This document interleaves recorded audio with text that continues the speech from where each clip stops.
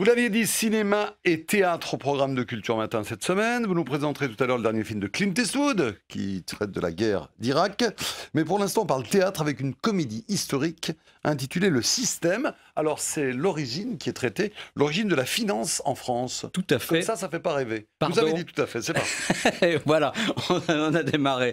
Ça se passe sous la Régence, au début du 18e, 1715-1723. Les caisses de l'État sont absolument misérablement vides. Il n'y a plus un sou dans le système. Le déficit est gigantesque. C'est aussi un petit peu accentué par Louis XIV, qui a pas arrangé les choses, évidemment. Et on cherche toutes les solutions pour remettre à flot, évidemment, les finances publiques.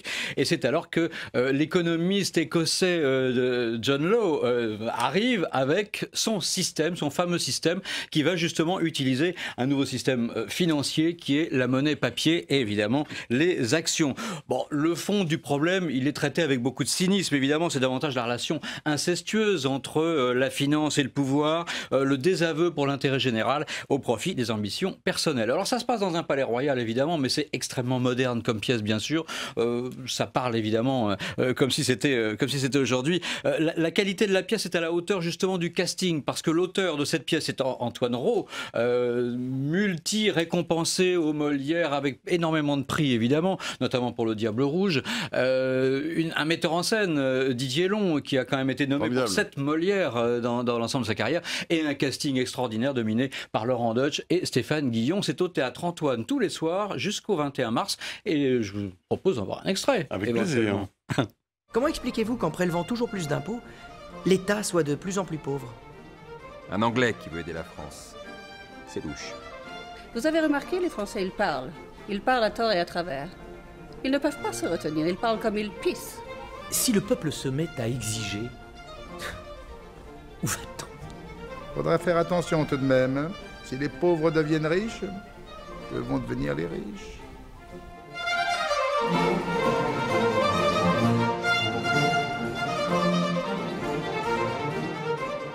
Le théâtre filmé, c'est toujours difficile, mais là, ce côté bande-annonce face caméra, c'est très très bien joué. C'est effectivement le cinéma maintenant, avec le dernier film très attendu par d'aucuns, le Clint Eastwood American Sniper. Qui sort aujourd'hui avec Sienna Miller et l'exceptionnel, fabuleux Bradley Cooper, qui raconte l'histoire d'un des meilleurs snipers de l'histoire militaire américaine. Ce tireur d'élite, évidemment, s'est illustré pendant la guerre d'Irak. Le film nous montre que le combat, finalement, le plus difficile à mener n'est pas forcément sur le terrain, mais peut être aussi au retour. Le retour au quotidien, aux valeurs, aux engagements affectifs d'une vie familiale. Voilà, le scénario évidemment est tiré de l'histoire vraie de Chris Kyle, qui avait d'ailleurs sorti son livre en 2012 sur le même titre, American Sniper. Et il faut quand même rappeler que le film est nommé 6 fois pour les Oscars la semaine prochaine.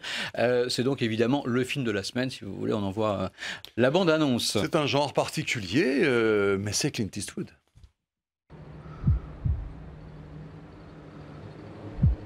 Her arms aren't swinging, she's carrying something.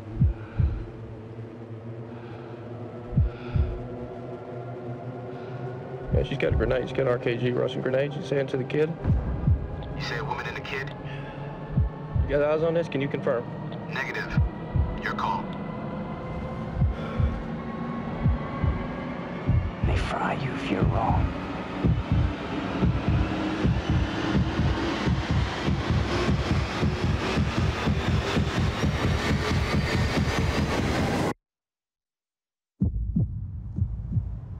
C'est efficace. Ça fait un peu polémique anxiogène un peu, hein, quand même. Oui, et ça sort aujourd'hui sur vos écrans. Merci de nous avoir rendu visite. C'est Jean-Marie Le Guen qui nous rejoint maintenant, le secrétaire d'État aux relations avec le Parlement. Merci encore.